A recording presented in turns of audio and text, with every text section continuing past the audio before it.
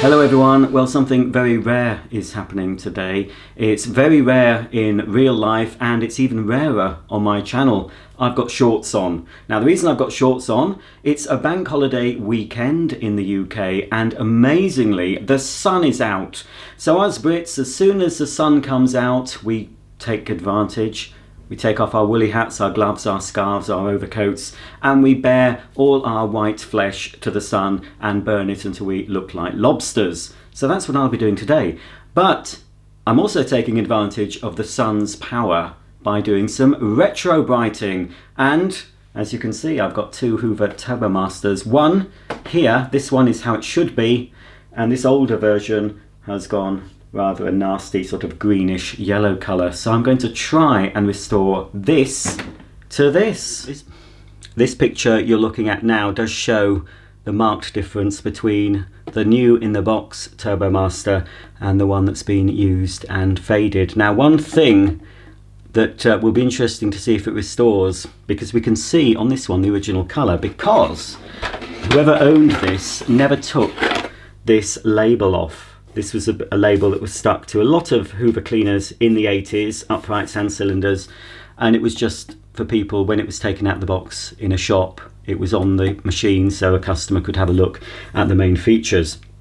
So what's happened with this, it's been left on, so when I got it I took it off, and I don't know if I can see with the light, it's very hard with the bright lights in here. Can you see there, look? It's actually etched on. So it's paler where the wording is. So this is the colour. I've turned off most of the lights in the room, but it's still a bit hard to see, but it is etched on permanently, as I thought permanently. But we'll see if retrobrighting can restore other plastics apart from pure white plastics. Can it restore, which Hoover described this as Cotswold beige, can it restore this darker beigey colour, honey beige more than Cotswold beige? Can it restore it? So anyway, that is on there. You can possibly just about see with the reflection that it's actually printed onto the plastic where the sticker was. You can't see anything at all now. There we go. Right, let's put some newspaper down and start covering this with the hydrogen peroxide cream.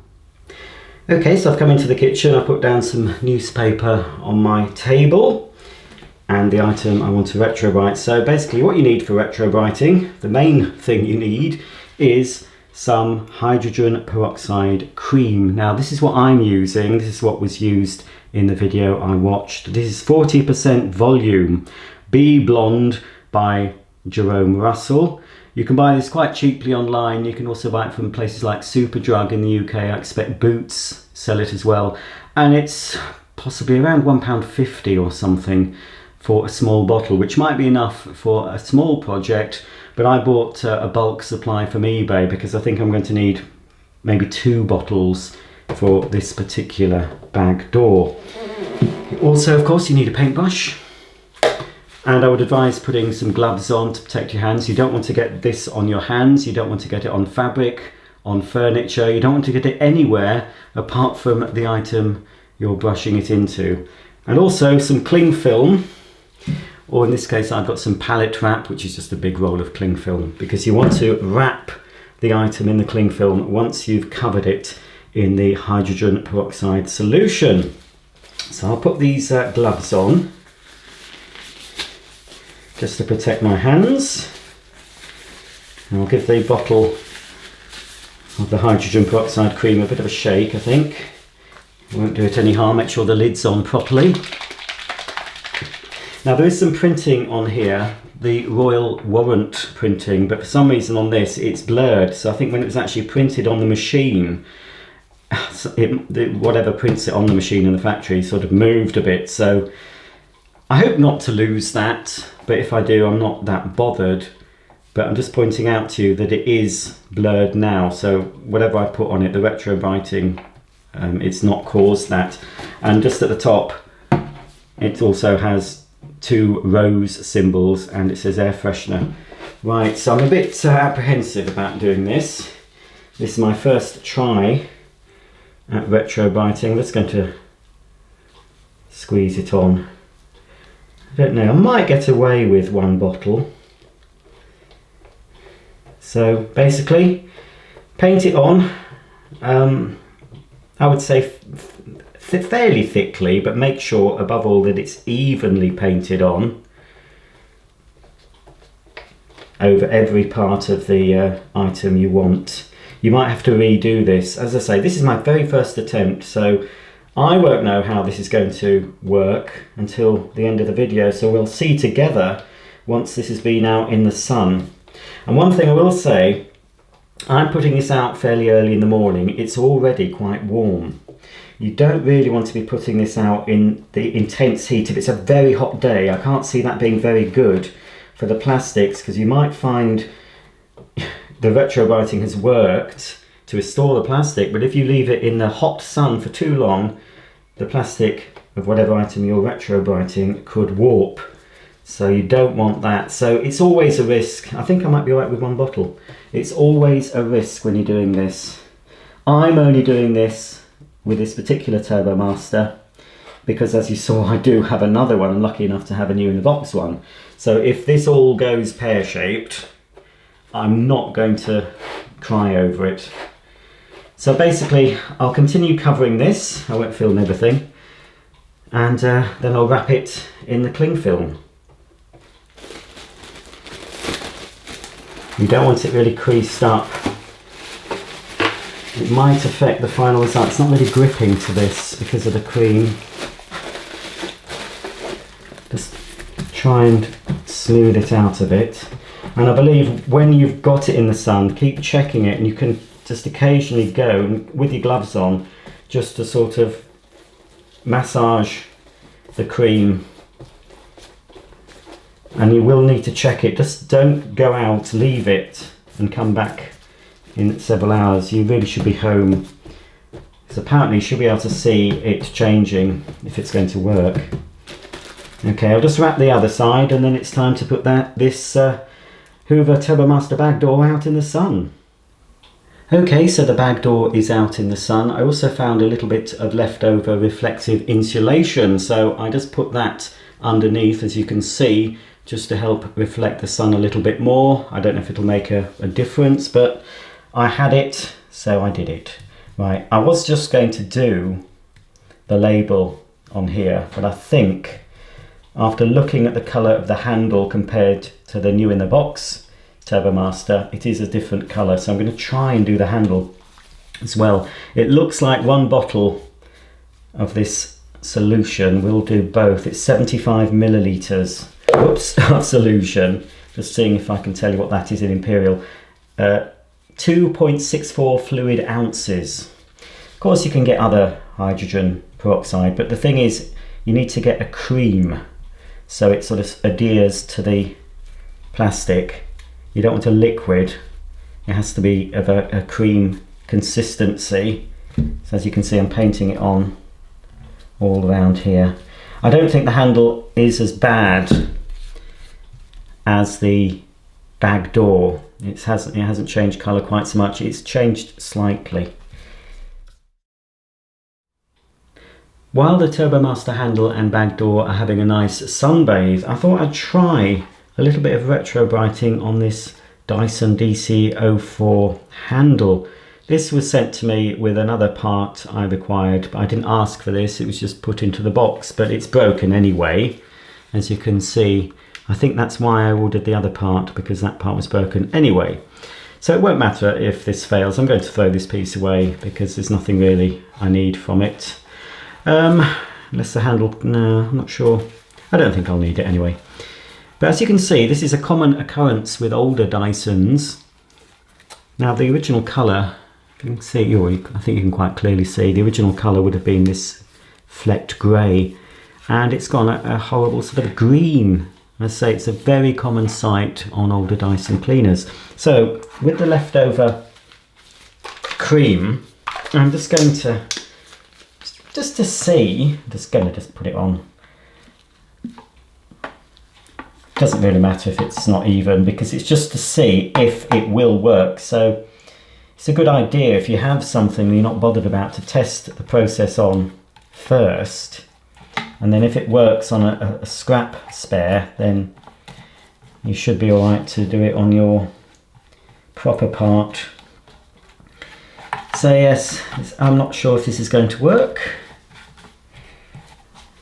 because I've only ever really seen retrobrighting done on white plastic, not on coloured plastic, but you never know, do you? And you know, you'll never know unless you try. And because this, as I said, it won't matter at all to me if this ruins it or it doesn't work at all. At least I've tried, and it might help some of you to, you know, if you were attempting possibly to do it with your Dyson. If this works, then hopefully it should work with any Dyson that's gone green. I wonder why it goes green. There must be something in the plastic of these that turns it that green colour.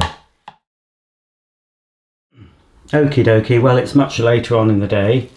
I think it's time to have a look to see if this has worked. I've left out the handle and the Dyson part a bit longer. And I'm very keen on seeing if the lettering, I can see a faint line still. Yeah, I think it's improved. Obviously I'm going to have to wash this, but I think yeah, I think it's better than it was. Okay, so what we have here, I would say, is a partial success. I've made a mistake, which hopefully another day in the sun with some hydrogen peroxide will sort. But the partial success, well, there are two partial successes. One, the lettering is still intact, both at the top and the bottom, and the colour has more or less been restored. So this is the colour it should be, and this is the colour I've retrobrighted the other one. But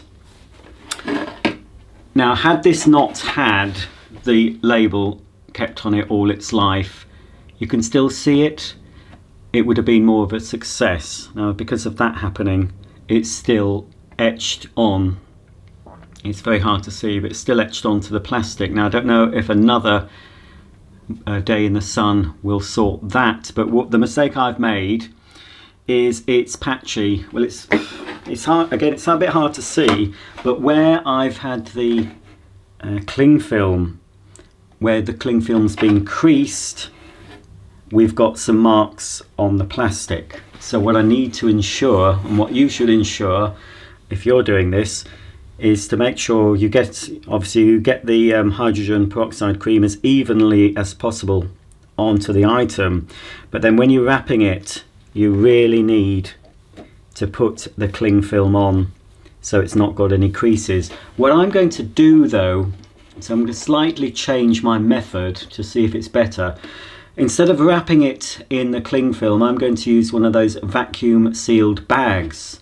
So I'll place it in one of those, and then once I've sucked the air out of the bag, it should be completely smooth. So hopefully that will sort the problem.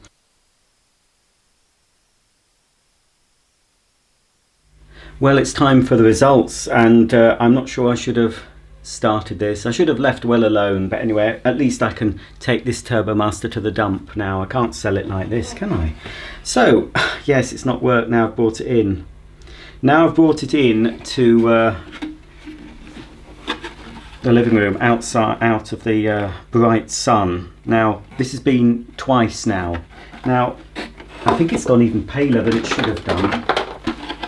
Ah yes, I've gone too far with it, far too far. Oh dear. It's been out twice, you see. Now this is the original, this is what it should look like, and now I should have, yeah. So I've made some mistakes. So by watching this video, hopefully you won't make these mistakes. Now I don't really know.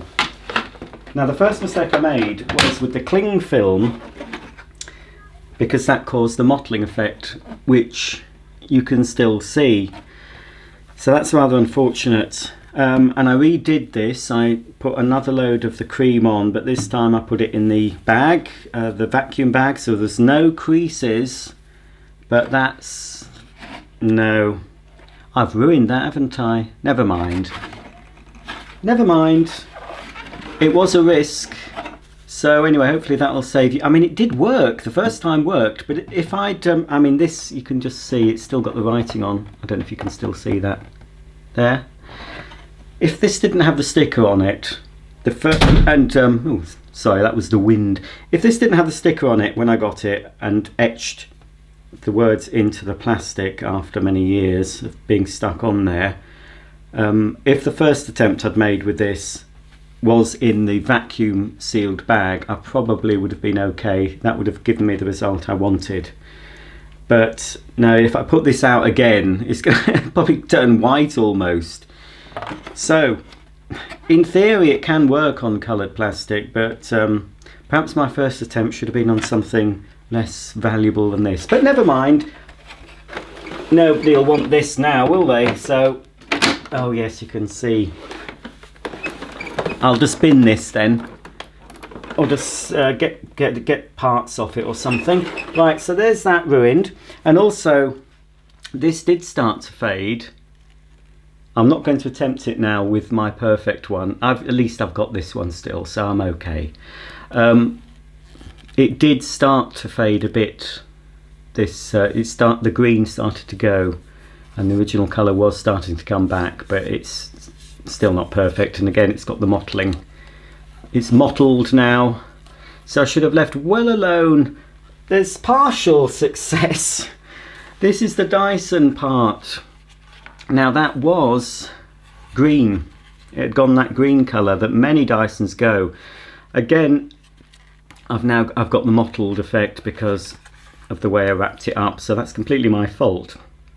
I did it again though. I covered it with the solution and then put it in a Ziploc bag and tried to put it so the solution, so the bag wasn't touching it, so it's still, you know, staying moist, but it hasn't removed the mottling. This doesn't matter because I'm throwing this away now because it's broken anyway.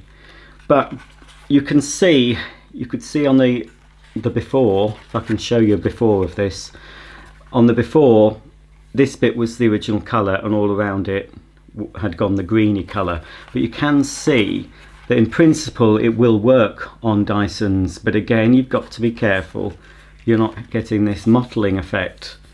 So if you've done this before, if you've got this mottling effect, could you remove it, or is this permanent now? Because I think it could be permanent. Yes. So I think my first adventures in retrobrighting could be my last. I think it possibly works better on white things. I might try it on that dirt searcher that Mr. Becco fixed for me, because that was starting to yellow again. I'll carefully take that apart and do that, but not until I've sort of looked into it a bit more. Possibly using a dilute solution and submerging it would work, if it can be submerged in a small bucket, but it probably would take a lot longer. You'd still have to put it out in the sun. So it was an experiment that didn't quite pay off. This bit does prove that you can actually get rid of the green on Dysons that have gone that green colour, but you've got to be careful about this mottling effect. But yes, now I've brought it inside, you can actually, now you can see, if I move this down, look, you can see it has certainly changed colour. That is the colour. I mean, that's too dark. That's the colour the back door was. I should have left it at that. So yeah, so I might just strip this for parts actually now. Yeah, because I want the electronic speed control. So that's one I won't be selling, but never mind. I've learnt my lesson. Rather a costly mistake, but I'm laughing, I don't care. It's only a thing, it's only a vacuum cleaner. I'm not bothered. I'm really not bothered about things, says he with hundreds of vacuums, but I'm not really. I wouldn't have done it if I'd been really worried about what would happen. I wouldn't have even attempted it, but I wasn't worried. So hopefully this video will stop you making the same mistake. In principle it should work, but yeah, the mottling now, I mean, without the label showing, the mottling could have been a nice effect. I could repeat the whole thing and have a mottled sort of marble effect Turbomaster. It'll be the only one in the world. I'm not going to attempt any more retrobrighting. Certainly not on that. But yeah, partial success. So if you want to try it yourself, don't follow everything I've done, but you can see in principle that it does work to a fashion. But you've just got to keep the creases out when you wrap it up in anything. You've just got to make sure it's kept smooth. And I did go out and do this. You're supposed to rub, go out from time to time and rub the outside of the wrap so the solution inside gets moved about, which is what I did do. But yeah, never mind. My experiment wasn't all that good. But anyway, look, there's the proper one. That's how it should look, and there's my botched one now.